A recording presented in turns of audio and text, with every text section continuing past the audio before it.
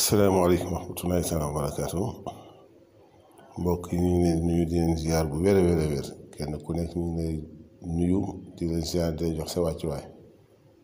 waaw man maa ngi tudd Mouhamadou Ndiaye nekk directeur Touba Auto École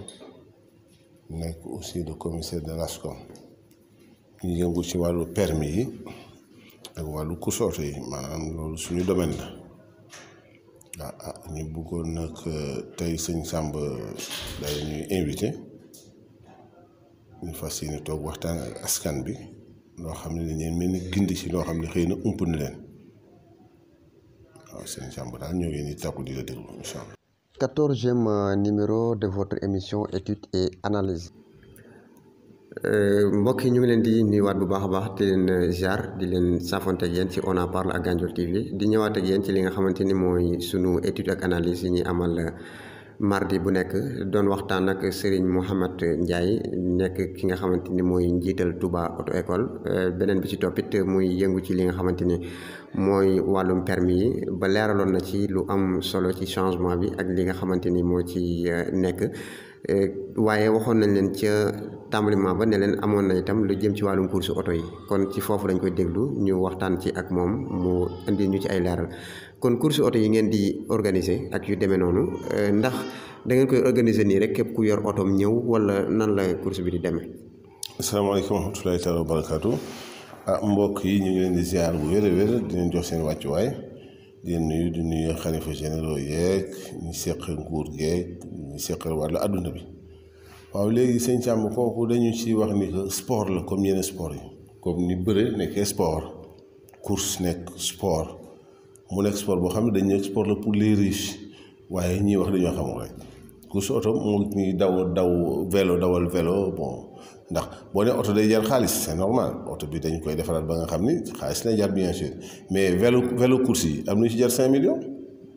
am na vélo course bu jar 5 millions vélo yu def 2 kilos nangam 5 millions lay jar. am na vélo 1 million nangam noonu la oto yi mel aussi oto bee dañ ko defar pour nga xam dafa am endurance oto bu mën a daw ay waxtu ay 300 400 kilomètres à l'heure kooku du n'importe quel oto il faut ñu defar ko assaisonné ko ba nga xam ne oto bi dina mën a tenir loolu moteur bi et tout ce qui s'ensuit mais course la boo xam ne aussi dafay tax nit ki am fit dafay tax nit ki am xel mu yaatu développer ses réflexes parce que ñun dañu d'accord ni que nous man je suis commissaire de course automobile et formateur de pilote donc je suis le commissaire de l'ASCOM ASCOM benn département boo xam ni dafa nekk ci biir fédération sénégalaise automoto ñoo ko dérage uniquement pour ñuy former pilote yi ak di surveiller course yi donc di def règlement et pénalité ak ku mu mën a doon boo jéggee charte yi nga xam ni moom la règlement bi teg dañuy pénaliser dañuy génne course bi mooy jeu antisportif nit bëgg la doubler nga coincé ko di ci indi yoo xam ne mën na indi jéyee boo xam ne kenn du xam foofu dañuy daal di génne ci course bi moom parce que sport bu noble la quand même. léegi loolu li ñu ci mën a dolli mooy sport la dañ ñaan borom xaalis yee ko def mais ku am oto course mën nga ñëw la du oto bu nekk rek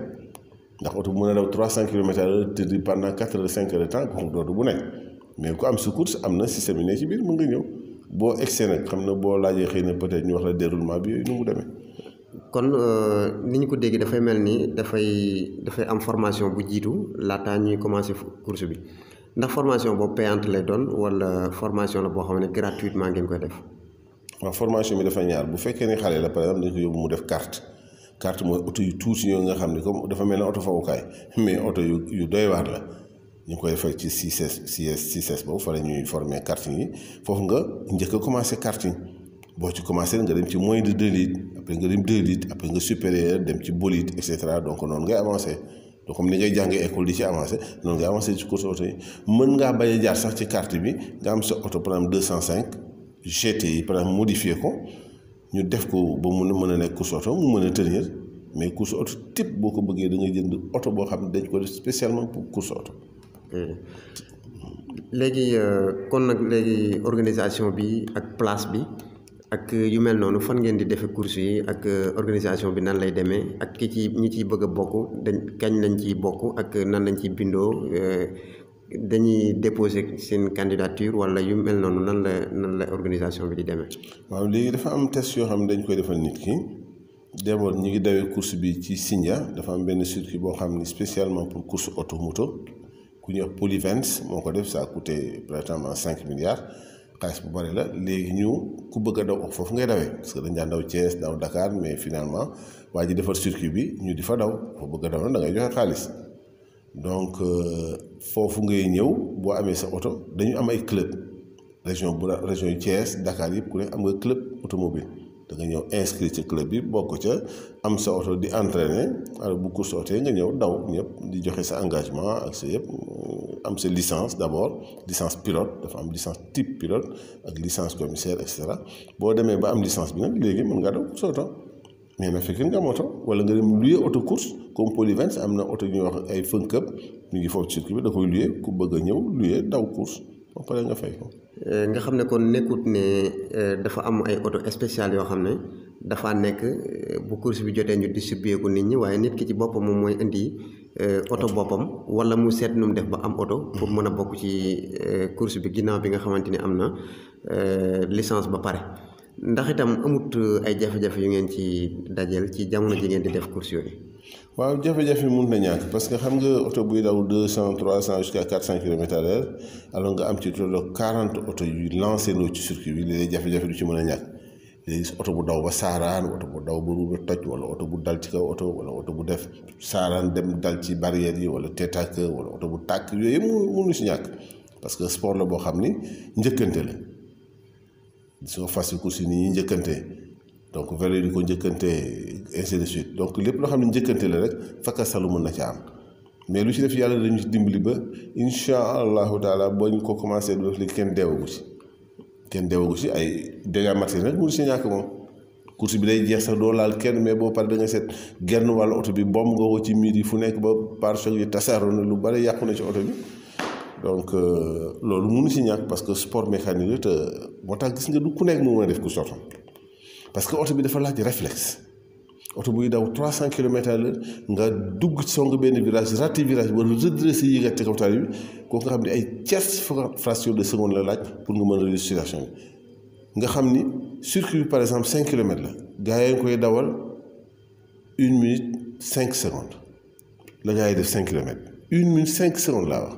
premier moom la koy def ndaare bi moo koy def 2 minutes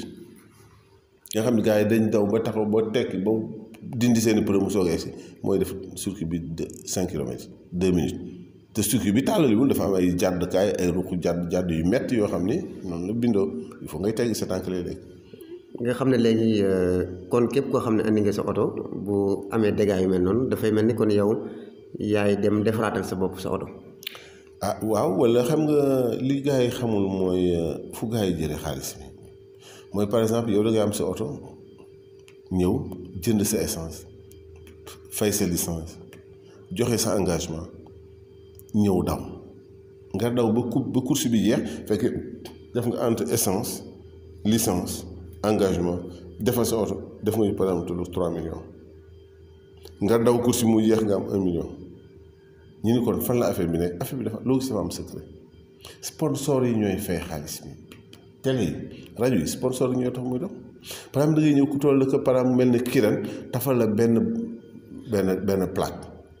Kiran publicité am la mais kooku day fay Elton ñëw tafal la day fay Fontaine ñëw tafal la day fay gis oto boo xam day fees dell ak sponsor par exemple sponsor bu rek da koy fay xaalis soo dawee ba course bi jeex da nga koy daay keppi sànni bu bëggee nga tafalaat ko day fay sponsor yooyu ñooy tax nit ñi mën a dund si course oto mais du question la nga da nga daf dépenser 2 millions 3 millions wala ba 5 millions daw course bi yeex ñu la benn coupe boo xam ne mën nga ciy jënd téeméeri junni coupe ñu jox la benn sagaras coupe boo xam ni mooy loolu